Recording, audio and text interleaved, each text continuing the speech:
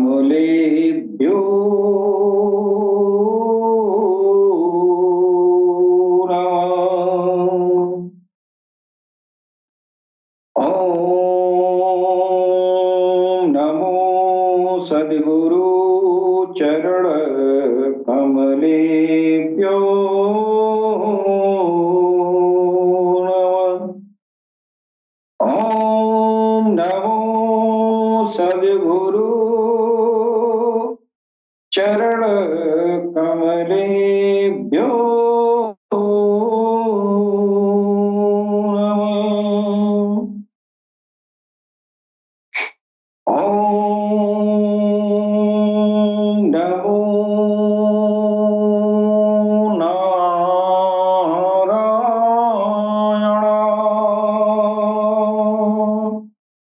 ॐ नमो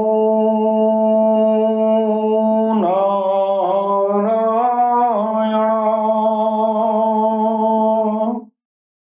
ॐ नमो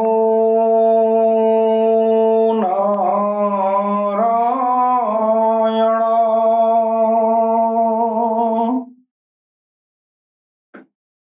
ॐ श्री कालके वैष्णवे नमः। ॐ श्री कालके वैष्णवे नमः।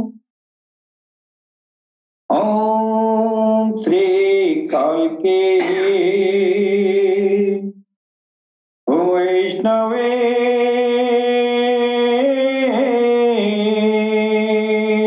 नमः।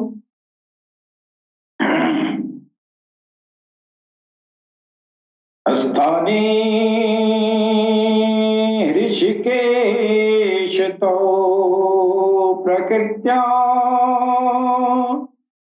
जगत प्रहस्यत्यनुरज्यते च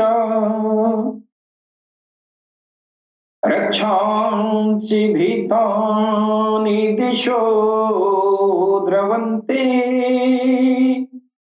सर्वे नमस्यन्ति चासीदसङ्गा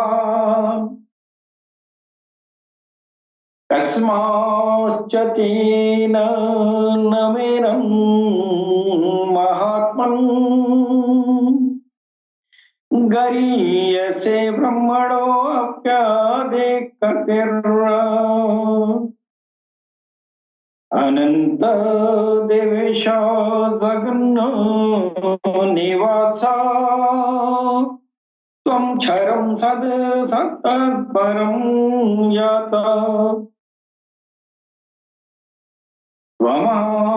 त्वमादिदेव पुरुषः पुराणः त्वमस्य विश्वस्य परं निधानम् वेत्तासि वेद्यं च परं च धाम त्वया ततं विश्वमनन्तरूप वायुर्गमो अग्निवरुण शशाङ्का प्रजापतिस्त्वं प्रपितामहश्च नमो नमोस्तेऽस्तु सहस्रकृत्वा पुनश्च भूयोऽपि नमो नमस्ते नमः पुरस्तादथ पृष्ठतस्ते नमोऽस्तु ते सर्वत एव सर्वा अनन्ताविर्यामिता विक्रमस्तवम् सर्वसमाप्नोषि तत्त्वमसि सर्वा सखेति मत्वा प्रसभं यदुक्तम् हे कृष्ण हे यादव हे सखेति अजानता महिमानं तवेदम् मया प्रमादात् प्रणयेन वापि यच्चावः सारथं सत्कृतो असि विहारशय्यासन भोजनेषु एकोऽथवाप्यच्युत तत् समक्षम् तत्क्षामये त्वामहं प्रमेयम् पितासि लोकस्य चराचरस्य त्वमश्च भुजश्च गुरुर्यान न तत्समस्तव्याधिको कुतो अन्यो लोकत्रये अप्यप्रतिम प्रभाव तस्मात् प्राणम्य प्राणिधाय कायम् प्रसादये त्वामहमीशमियम् पितेव पुत्रस्य सखेव सख्यो प्रियः प्रियार्षिदेव शोणो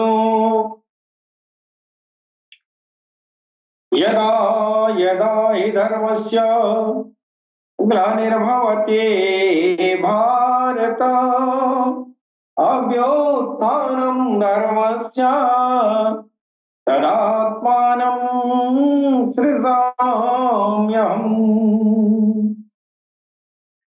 परित्राणाय साधूनां विनाशाय च दुष्कृताम् धर्म संस्थापनार्थाय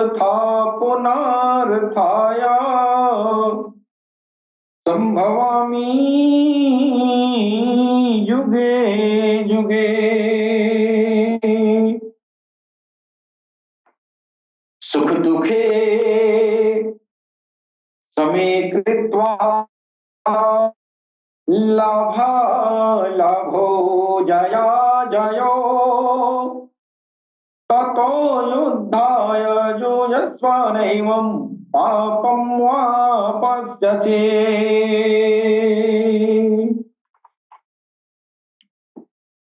वक्रतुंड महाकाय सूर्यकोटि संप्रभ निर्विघ्नं कुरु मे देवं सर्वकार्येषु सर्वदा ओम गंगणपतये नमः ओम गंगणपतये नमः ओम गंगणपतये नमः। सबसे पहले हम अपनी भगवान सदगुरु सैयदी यूनुसल गौहर जी महाराज की चरण कमलों में भगवान श्री राम की धरती से मैं कोटि कोटि नमन करता हूं। तत्पश्चात हमारे जितने भी भाई बंधु जो पूरी दुनिया में प्यार और मोहब्बत का पैगाम सारी इंसानियत के दिलों तक पहुंचाते हैं, उन सभी दिव्य आत्माओं को भी मैं सर नवाकर प्रणाम करता हूं।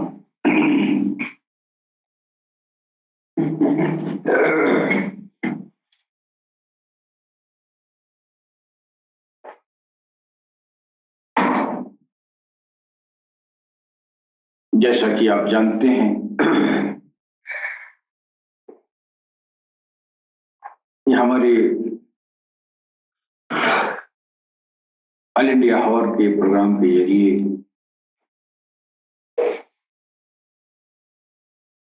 हम इंसानियत के दिलों को भगवत नाम से चमकाने दमकाने हेतु ये भगवत नाम का सिमरन प्रदान किया जाता है।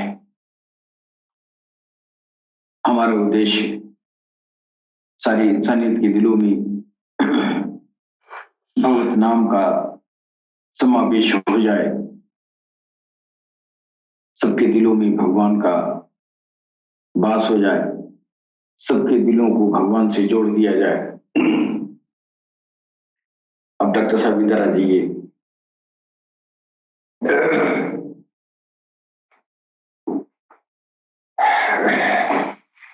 हीटर को नहीं हो तो बंद कर दीजिए, गर्मी लग रही है।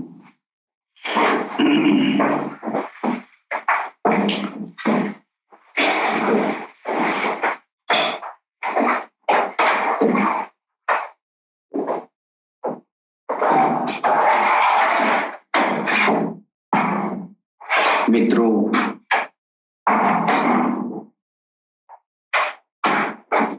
हम अलरा टीवी के प्लेटफॉर्म से सारी इंसानियत के कल्याण हेतु हम उस हस्ती से परिचय करवाना चाहते हैं सारी इंसानियत को, जो हस्ती सारी इंसानियत की पालन पोषण करने वाली, सबकी आत्माओं को पोषित करने वाली।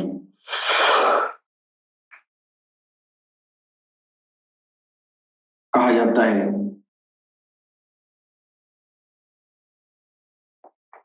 भगवान विष्णु का अवतार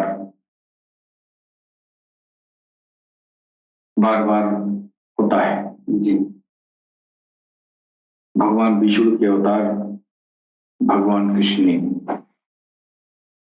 गीता में कहा, यदा यदा ही धर्मस्य ग्लानि भवति भारत तदुत्थानं धर्मस्य तदात्मानं सृजाम्यहम्। धर्म संस्थापनार्थाय संभवामि युगे युगे। धर्म की स्थापना के लिए युग युग में आते हैं। कलयुग में उनके आने की जो भविष्यवाणी विभिन्न धार्मिक ग्रंथों में की गई है, भिन्न भिन्न नामों से जाना गया है, वास्तव में वही विष्णु के अवतार भगवान कृष्ण के रूप में कभी आए और कलयुग में उनको काल के अवतार के नाम से जाना जाएगा। हमारे पुराणों में काल के अवतार कहा गया और वेदों में नरशंस कहा गया। हमारे मनीषियों द्वारा इस भविष्य में आने वाले अवतार के प्रति हमारे ऋषि महर्षियों ने बड़ा अनुराग रखा है, लेकिन ये बड़ा रहस्यमयी अवतार है। इस रहस्यमयी अवतार को समझने के लिए अध्यात्म ज्ञान का शीर्षस्थ अवस्था जब तक प्राप्त नहीं होगा तब तक इस अवतार को समझ पाना मुश्किल ही नहीं, असंभव है। इसलिए भगवान काल के अवतार सरकार गुहरशाही जी महाराज ने कहा कि पहले दिलों में नूर और ज्योति, भगवत नाम की ज्योति जगाओ, वो ज्योति जलाओ। जिसके दिल में भगवत नाम की ज्योति होगी वो काल के अवतार को पहचान जाएगा। जिसके दिल में नूर का एक कतरा भी होगा, जिस मुसलमान के दिल में, वो अपने इमाम मेहदी को पहचान लेगा। जाहिर है कि एक ही शख्सियत, एक ही हस्ती का नाम है कल की अवतार इमाम मेहदी अलैहिस्सलाम। उसी हस्ती को मैत्र बुद्धा भी कहा गया, जिनके आने का इंतजार है। और विश्व के कई देशों में मैत्र बुद्धा की जो है मूर्तियां भी बनाई गई हैं। जैसे इंडोनेशिया में मैत्र बुद्धा की पहले से उनके आने के पहले से उनके नाम की छवि, उनकी छवि बना के रखी गई है, काल्पनिक छवि, वो ऐसे होंगे वैसे होंगे।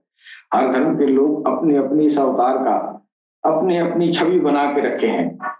हमारे सनातन धर्म में कल के अवतार के रूप में बना के रखा गया है, लेकिन वास्तविक रूप वही समझेगा जिसके दिल में नूर और ज्योति होगी। और वो नूर और ज्योति कहां से आएगा? वो भगवत नाम के सिमरन से। लिहाजा सरकार को हर्षही ने इस मुकद्दस, इस आ, ये जो है आ, आने वाली उस जात के बारे में पहचानने का एक कसौटी दे दिया कि तुम उस जात को तभी पहचान पाओगे जब तुम्हारे दिल में नूर होगा, ज्योति होगी। बेशक। इसलिए इस नूर और ज्योति, दिलों में नूर और ज्योति बनाने का अभियान पूरी दुनिया में ये जारी किया गया है कि इंसानियत के दिल में उसके प्रभु के नाम का अखंड संकीर्तन जारी हो जाए, उससे नूर बने, ज्योति बने, उस ज्योति के प्रभाव में अपने जो है मुक्तिदाता का, अपने पालनहार को पहचाने। अब पालनहार का मतलब ये हुआ कि जो विष्णु का रोल बताया गया, ब्रह्मा विष्णु महेश, ईश्वर के 3 प्रतिरूप हैं, ब्रह्मा विष्णु महेश। तो उसमें जो वो ब्रह्मा है वो क्रिएटर है, एक बार उसकी एक ये क्या बोलते हैं इसको, मैनिफेस्टेशन, अभिव्यक्ति। तो ईश्वर की 3 अभिव्यक्तियां हैं, ब्रह्मा विष्णु महेश। और वो ब्रह्मा ने सृष्टि का काम किया, उसका काम है सृजन का, सृजन कर दिया। और एक काम है विनाश लीला, उसको विनाश करना है। और जो बीच में है जो अभिव्यक्ति भगवान की, वो विष्णु की है, वो पालक है। हाँ, वो पालक है। वो किसका पालक है? ऐसा नहीं कि घर घर जाके दाल चावल पहुंचाएगा। वो पालन का मतलब तेरी आत्मा को पालन पोषण करके और ब्रह्म में विलीन कर देगा। ये काम विष्णु का होता है। अब लोग जो है अलग अलग अर्थ लगाते हैं, लेकिन एक ही ईश्वर के 3 प्रतिरूप हैं, 3 अभिव्यक्तियां हैं, जिसमें विष्णु को आना पड़ता है जमीन पर। कौन आया? ईश्वर की एक अभिव्यक्ति आई, ईश्वर की एक अभिव्यक्ति पालन करने के लिए आई ना।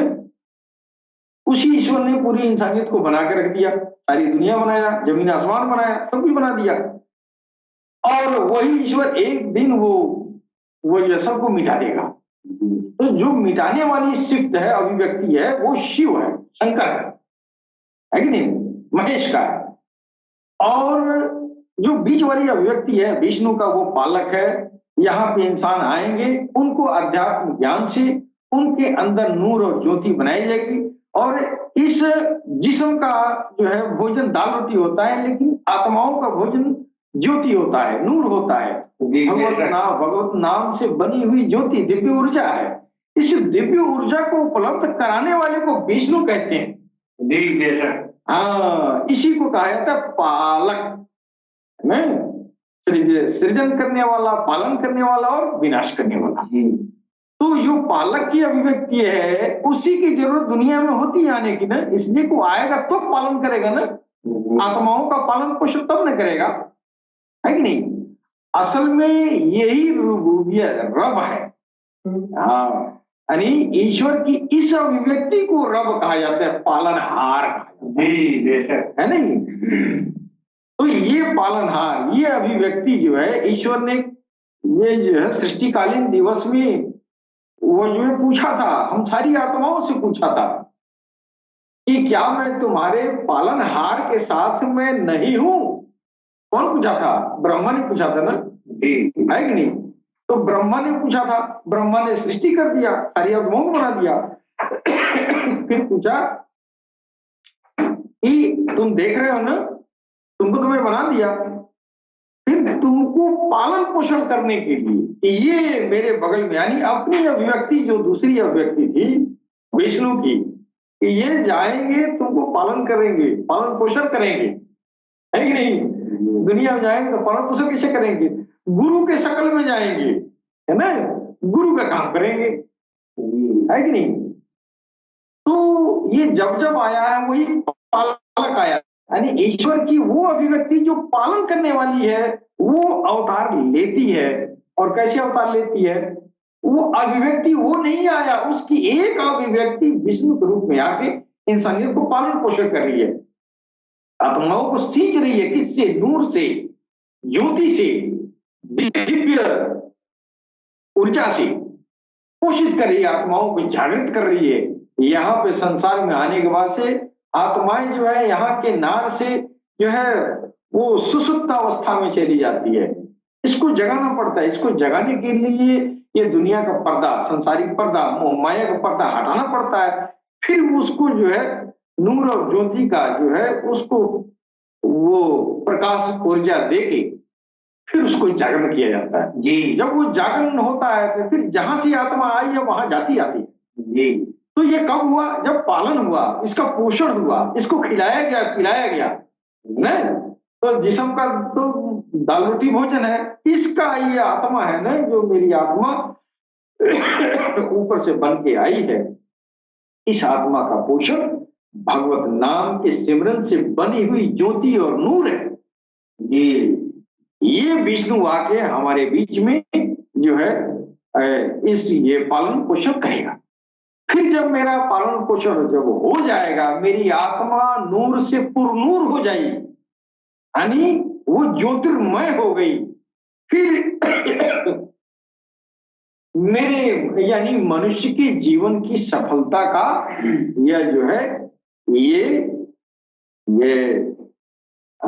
उद्देश्य यही है। हाँ, उद्देश्य यही है।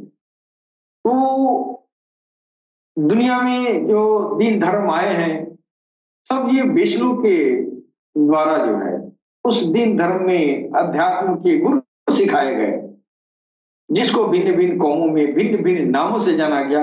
वास्तव में बात एक ही है, वो रास्ता जो सीधे भगवान की तरफ जाता है वो विष्णु बताता है। वो विष्णु आके और किसी शकल में, किसी सूरत में, चाहे वो कृष्ण के रूप में आए, चाहे ईसा को मसीह के रूप में, चाहे मोहम्मद रसूलुल्लाह के रूप में, लेकिन है वो विष्णु का रोल, वो पालक है। मोहम्मद रसूलुल्लाह भी आए, वो भी विष्णु के अवतारी थे। वो भी जो है वो विष्णु का ही काम किए। काम से ही पता चलता है कि विष्णु थे। क्यों? तो उन रूहों को सींचे अपनी नजरों से, अपने अपने ज्योतिर्मय नजरों से आत्माओं को सींचे, पवित्र किए, चमकाए धमकाए और ईश्वर के सामने ले आके खड़ा किए, ईश्वर में विलीन किए, मोक्ष तक पहुंचाए। ये काम विष्णु ही करता है ना जी। तो विष्णु आया तो यहाँ धर्मों में आके और उस अध्यात्म ज्ञान के जरिए इंसानियत का पालन पोषण किया। और यही जो है ये मनुष्य के जन्म का जो है, जन्म की जो सफलता है, यह उसका मापदंड है। हम ये चर्चा करना चाहेंगे कि मनुष्य के जन्म के जो लोग कहते हैं कि मेरा पैदा होना सुलभ हो गया, नहीं, यानी सफल हो गया। पैदा होना सफल कब होगा? जब आपको विष्णु का सिलसिला मिलेगा, है कि नहीं? अब आप उसी विष्णु को लेके पड़े हैं जो द्वापर के मोरपंख वाले थे, और आज हमारे आत्माओं को कैसे सींचा जाएगा? उस जमाने में आए तो आपने अर्जुन को उपदेश दिया, और उपदेश देने के बाद से आत्माएं सींची जा रही थी। लेकिन ये कलयुग आ गया, उन्होंने कहा कि हम आएंगे, वादा तो उन्होंने किया, फिर वो आए तो उनको पहचानना चाहिए ना जी। क्या पता वो कृष्ण गौहरशाही के अंदर आया हो, है कि नहीं? इसलिए कि काम जो कृष्ण किए वही काम तो गौहरशाही कर रहे हैं जी। यही पहचानने की बात है। नहीं, सरकार गौहरशाही को काल के अवतार में इसलिए कहते हैं कि भगवान कृष्ण ने भी आध्यात्मिक ज्ञान के जरिए आत्माओं को सींचा, आत्माओं को पालन पोषण किया। वो आत्माओं को ये जो है ब्रह्म में विलीन किया, ब्रह्म से एक आकार किया। वही काम इस समय सरकार गौहरशाही कर रहे हैं जी। इस काम से पता ही चलता है कि मोर पंख तो नहीं लगाया, लेकिन सारा ये जो है सारा क्रियाकर्म, सारा उसका आफालो अमाल, वो सब कृष्ण का ही है। आज सरकार घोरशाही भी सारी इंसानियत को, सरकार घोरशाही के सामने कोई दीन और धर्म की शर्त नहीं है, बस इंसान होना शर्त है। आप इंसान है तो आपकी आत्माओं का पालन पोषण करने की जिम्मेदारी खुद ले रहे हैं। बस मेरे साथ अपने भगवान का नाम ले लो, फिर तुम अपने घर में रहो, हम तुम्हारे आत्मा का पालक हैं, पालनहार हैं। वो कौन हो सकता है? विष्णु ही हो सकता है। तो इस पालनहार को पहचानना जरूरी है, जो कल के अवतार के रूप में आने वाला है। हम लोगों ने सरकार घोरशाही के रूप में पहचान किया है, तो अब ये हम डायरेक्ट किसी को कह रहे हैं तो नए जो आदमी है उनके जान में थोड़ी सी बात ये आ जाएगी कि आखिर आए तो फिर चले कहाँ गए। तो फिर ये उनके जाने का जो भेद है, वो भेद जब तक आपके दिल में नूर और ज्योति दाखिल नहीं होगा तब तक इस भेद से आप वाकिफ नहीं हो सकते हैं कि कल्कि अवतार आए तो फिर चले कहाँ गए जी। इसलिए हम लोग जो है पहले अध्यात्म ज्ञान को, पहले दिलों को नूरानी बनाने का, दिलों को जो है चमकदार, दिलों को ज्योतिर्मय बनाने के अभियान में लगे हुए हैं कि इंसानियत के दिल में नूर का एक कतरा भी आ जाए, ज्योति का एक चिनगारी भी आ जाए। फिर कल्कि अवतार तो ज्योति के पिंड है, फिर वो ज्योति, ये छोटी ज्योति बड़ी ज्योति छोटी ज्योति को खींच लेगी, फिर पहचान में आ जाएगा कि मेरा पालनहार कौन है, ये कहां से मैं सींचा जाता था। तो इसलिए ये पैगाम जो है अल्लाह टीवी के प्लेटफॉर्म के जरिए दिया जा रहा है। तो मैं ये जो इस बात पे चर्चा करना चाहूंगा कि मनुष्य के जन्म की सफलता का ये जो है मापदंड क्या है। मापदंड जो है ये पहले जमाने में ये जो है धर्म का पालन जो है कठोरता से करना पड़ता है जी, पड़ता था। आप देखिए हमारे सनातन धर्म में धर्म पे चलने वाले लोग कितना कठोरता के साथ जीवन यापन किए, और उसके बाद से इस्लाम भी आया। तो इस्लाम में भी जो वही विष्णु का वो ज्ञान, वही गीता का ज्ञान कुरान में भी निहित है जी। हाँ, सूक्ष्म रूप में जिसको तसव्वुफ कहा गया है, वास्तव में तसव्वुफ वही गीता का ज्ञान है। हाँ, वही योग है। तसव्वुफ के जरिए वलियों ने अल्लाह से योग कर लिया, अल्लाह वाले हो गए, वासिल बिल्ला हो गए। वासिल बिल्ला का मतलब योगन होता है, यानी रब से ऐसे जुड़ गया कि रब में बंदे में कोई अंतर ही नहीं। इसी को तो योग कहते हैं। यही योग तो कृष्ण ने सिखाया है। तो मूल रूप से गीता का जो उसका मेन जो थेसिस है, मुख्य जो सिद्धांत इस योग का, वो अध्यात्म है, और ये अध्यात्म सम्य है। मैं पहले भी कह चुका हूं कि सारे दीन का अर्थ ये सनातन है। मतलब सनातन ये नहीं जो ढोल बाजा आजकल देख रहे हैं दुनिया में, ये किसी दीन का अर्थ नहीं है, ये तो परंपराएं हैं। लेकिन इसके अंदर जो छुपा हुआ चीज है सनातन, वो तो सब में है। ये सनातन का मतलब वो शाश्वत सत्य जो हमेशा से था, हमेशा रहेगा, वो सिर्फ आत्मा और परमात्मा है ना। वो जो है बहुत, उसका न आदि है न अंत है, इसकी मौत नहीं होनी है। जिस्म मरता है, न भगवान मरता है, न आत्मा मरती है। तो ये हमेशा से था, हमेशा रहेगा, इसका कोई आदि अंत नहीं है, यही सनातन है। और इसी के ज्ञान को जो है तसव्वुफ कहते हैं। तो ये सब में है जी। तो इस ज्ञान को किसी भी धर्म में पहुंचाने के लिए वही कृष्ण जब किसी दीन में जाएंगे तो मोर पंख लगा के थोड़ी जाएंगे, जब इस्लाम में जाएंगे तो मोहम्मद बन के जाएंगे ना, है कि नहीं। वो ईसाइयों में जाएंगे तो ईसा मसीह न बनेगी जी, ईसा मसीह न बन के जाएंगे। मोर पंख लगा के जाएंगे तो कोई मानेगा नहीं मानेगा। इसलिए कि सारी दुनिया देख रही है, जो गया सो आता नहीं है। सारी दुनिया जानती है जो मर गया फिर वापस नहीं आएगा, है कि नहीं। तो दुनिया ये जानती है कि ये लोग आए और मर गए, फिर वो कैसे आएंगे, आ भी गया तो यकीन नहीं होगी, है कि नहीं। तो वास्तव में जो विष्णु का वो आना है, वो ईश्वर का एक अभिव्यक्ति का किसी शरीर में निहित हो जाना विष्णु का आना है। ईश्वर के पालनहार की जो सिफ्त है, जो अभिव्यक्ति है, मैनिफेस्टेशन है, इसका न्यूट्रिशन करने वाला, पालन पोषण करने वाला, वो जिस इंसान के अंदर आ गया वो विष्णु का अवतार है। और ये पालनहार का गुण, आत्माओं के पोषण करने का गुण, ये अभिव्यक्ति सरकार गोहरशाही में देखी जा रही है। लिहाजा सरकार गोहरशाही वही विष्णु के अवतार है, जिसको भगवान कृष्ण ने कहा था, यदा यदा ही धर्मस्य ग्लानिर्भवति भारत अभ्युत्थानम धर्मस्य तदात्मानं सृजाम्यहम्। धर्म संस्थापनार्थाय, धर्म का मतलब इस्लाम और ईसाई नहीं होता है। धर्म का मतलब ये जो है हिंदू नहीं होता है। धर्म का मतलब वो ज्ञान, जिस ज्ञान के जरिए परमात्मा से आत्माओं का योग हो जाता है, इसी को तो तसव्वुफ कहते हैं यार। यही तो सब में है। तो दीन में धर्म निहित है। ये नष्ट हुआ तो कृष्ण आने के लिए कह रहे नो, ये खत्म होगा तो कृष्ण आएंगे। वही कह रहे, धर्म संस्थापनार्थाय संभवामि जुगे जुगे। जुग जुग में जब तेरे दीन में से स्पिरिचुअलिटी, ये रूहानियत, तसव्वुफ खत्म कर दोगे, तब मैं आऊंगा और आत्माओं का पोषण करूंगा और उन आत्माओं को उनके परमात्मा से मिलाऊंगा। यही ये अभिव्यक्ति है विष्णु की। ये अभिव्यक्ति सरकार गोहरशाही में ये जो है पूरी तरह से समावेशित है, देखा जा रहा है।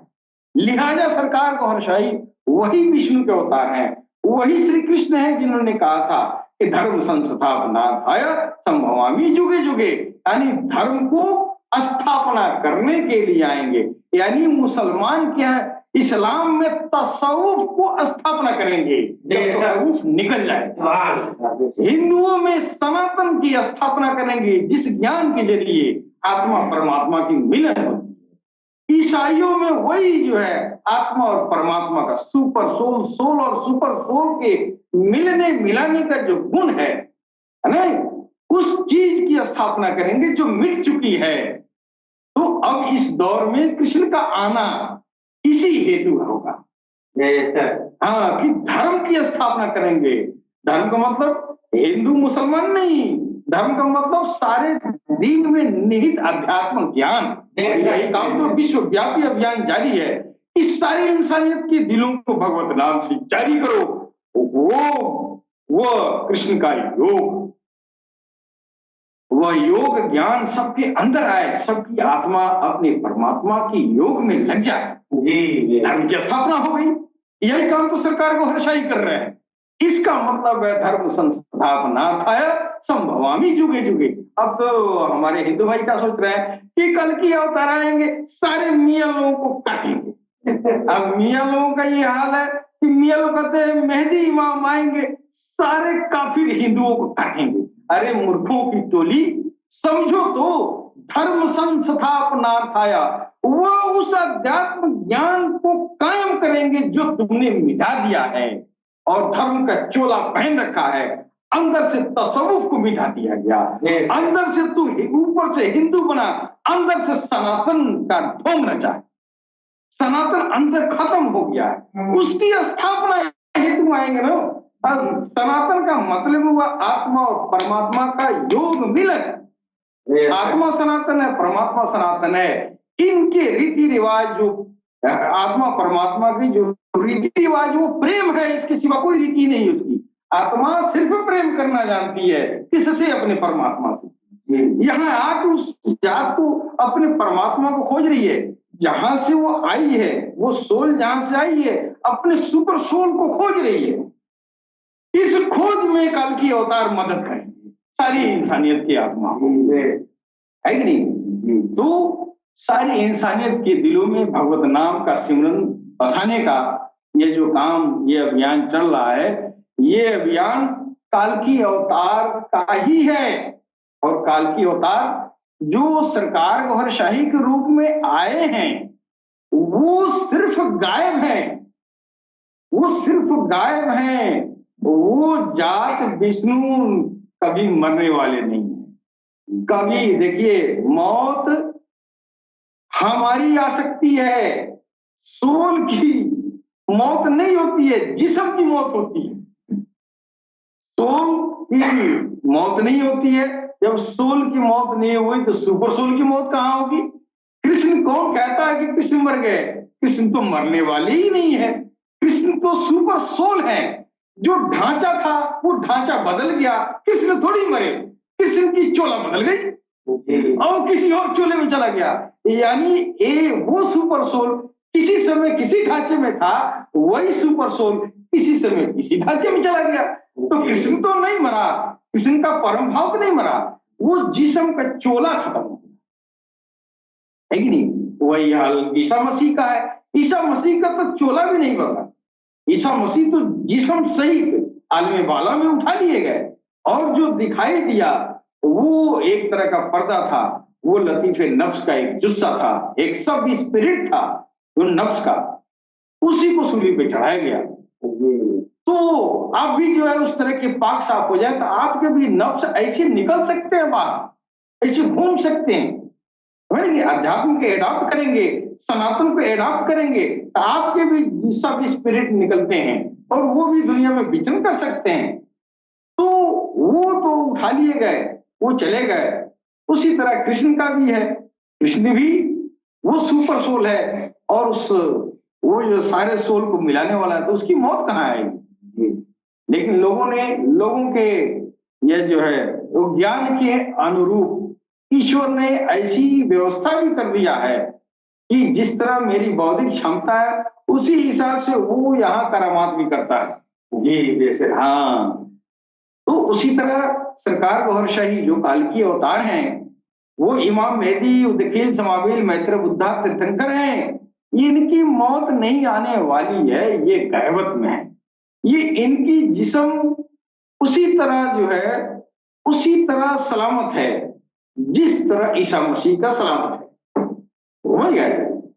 जिस तरह ये कृष्ण है, जिस तरह कृष्ण ने अपने ऊपर पर्दा डाला, वही पर्दा तो सरकार गौर शाही अब काल की अवतार वो पर्दा डाल के छुपे हुए हैं, इसलिए कि ये हमको मौका दे रहे हैं कि तुम अपने दिलों में नूर और ज्योति जगाओ, अपनी आत्मा को जगाओ, अपने दिल को रोशन करो, अपने दिल में नूर और ज्योति पैदा करो, ताकि हम तुम्हारी आत्मा को परमात्मा से जोड़ दें। बेशक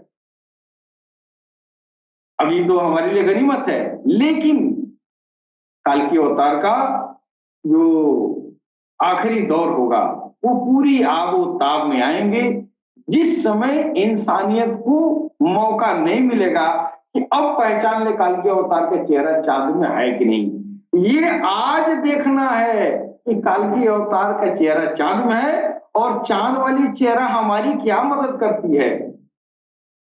अगर भगवान कृष्ण ने जिस तरह की मदद किया इंसानियत के दिलों को, इंसानियत के दिलों को जगाया, इंसानियत के आत्मा को रोशन किया, चमकीला किया, धमकीला किया, चमकाया, धमकाया और ऐसा योग प्रदान किया जिस योग के जरिए उसकी आत्मा ये जो है परमात्मा में विलीन हो गई, वो मोक्ष को प्राप्त हो गया।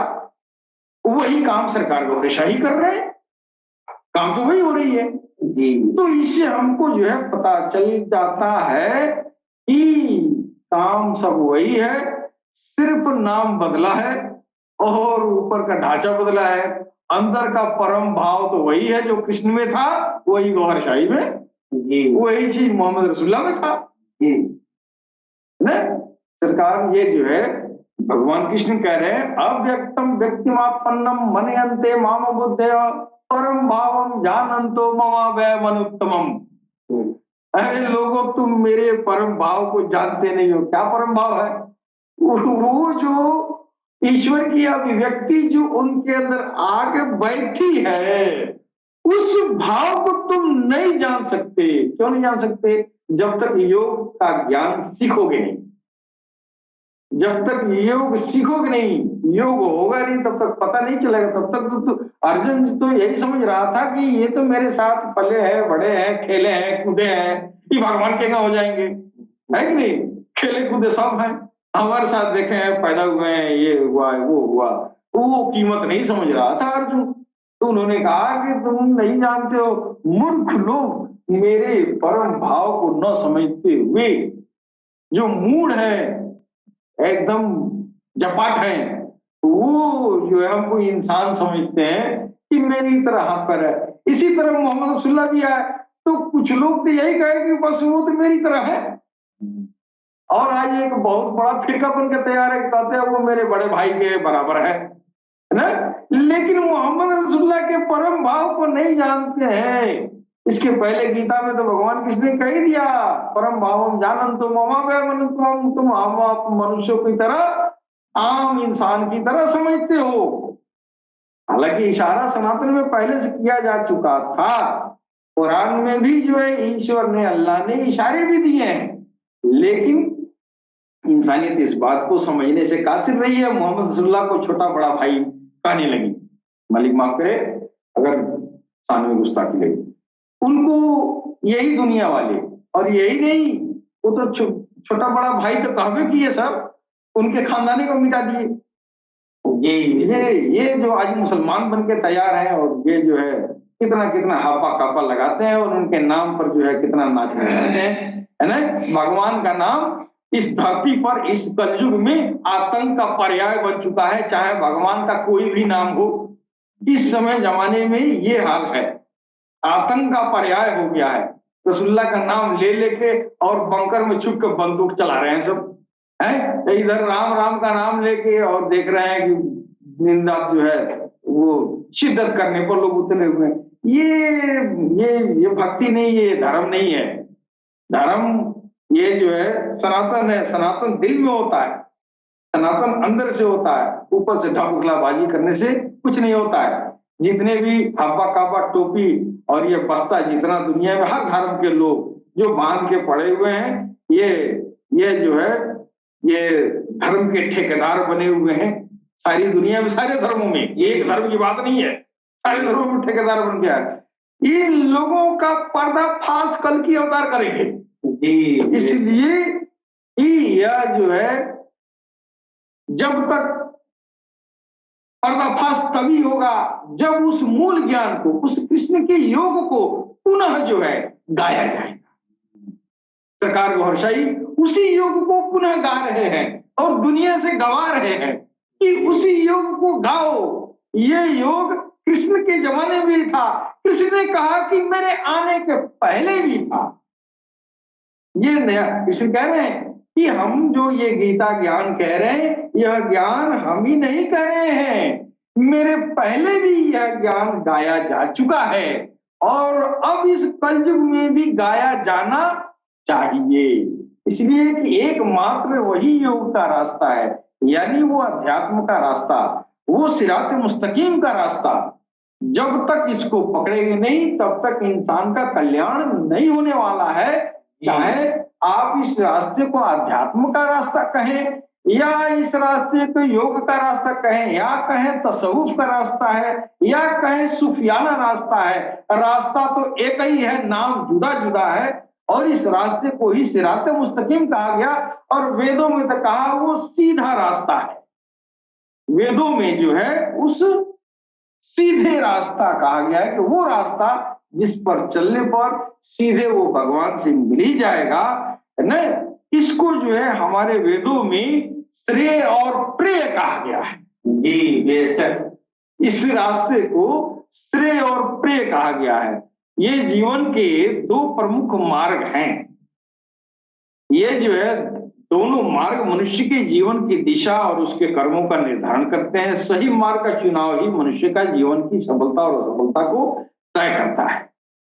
तो ये जो है श्रेय और प्रेय, ये रास्ता, ये भगवत मार्ग है ये है। तो हमारे जीवन की जो सफलता है, इसका मापदंड क्या है? धर्म का पालन, आध्यात्मिक उन्नति, ईश्वर की भक्ति और साधु संग सत्संग का मिलना जुलना, वैराग और त्याग का विकास करना और मोक्ष की प्राप्ति करना, यही हमारे जीवन के सफलता का ये मानदंड है जी। तो शास्त्रों के अनुसार मनुष्य जन्म की सफलता का मापदंड भौतिक संपत्ति, प्रतिष्ठा या सांसारिक सुख नहीं है, बल्कि अध्यात्म ज्ञान और मोक्ष की प्राप्ति है। मनुष्य जीवन को सबसे दुर्लभ और महत्वपूर्ण बनाया गया है, क्योंकि यह ईश्वर की प्राप्ति और आत्मिक उन्नति का साधन है। और ये जो है मनुष्य के अलावा कोई जानवर ईश्वर की प्राप्ति नहीं करता है। यह सिर्फ ईश्वर को प्राप्त करने का मौका मनुष्य को ही है।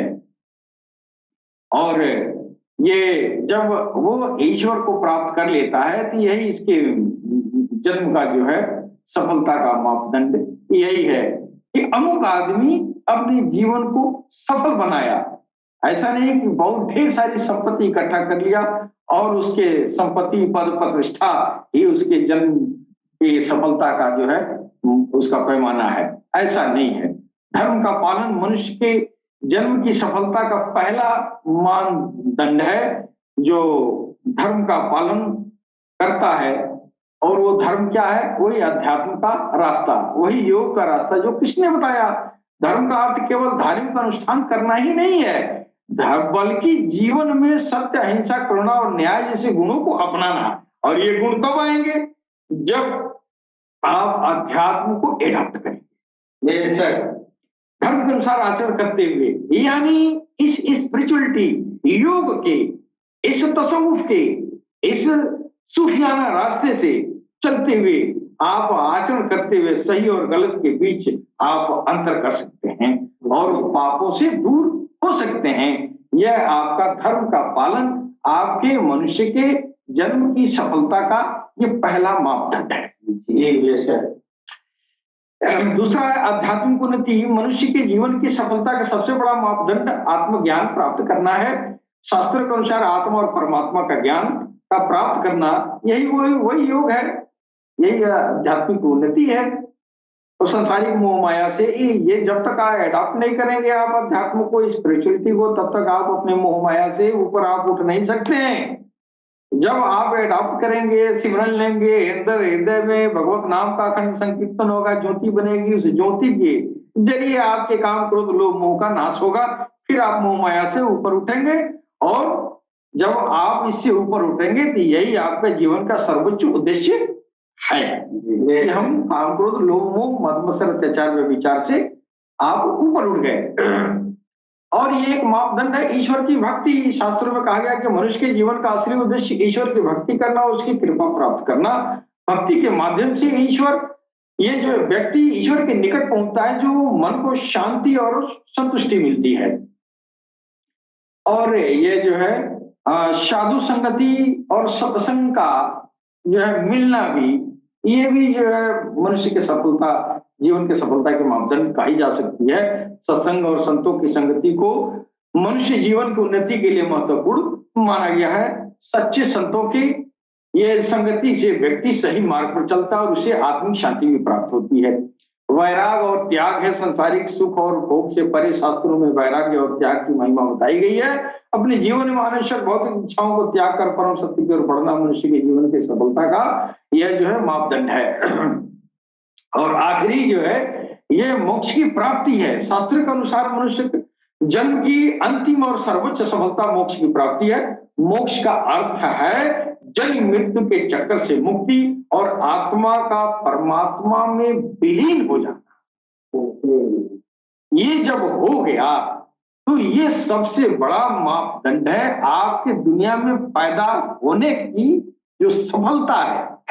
ये सबसे बड़ा मापदंड ये है कि आप ऐसा रास्ता इख्तियार करें, ऐसा रास्ता पकड़ें जिस पर चल के आप भगवान से मिलन का कारण बने।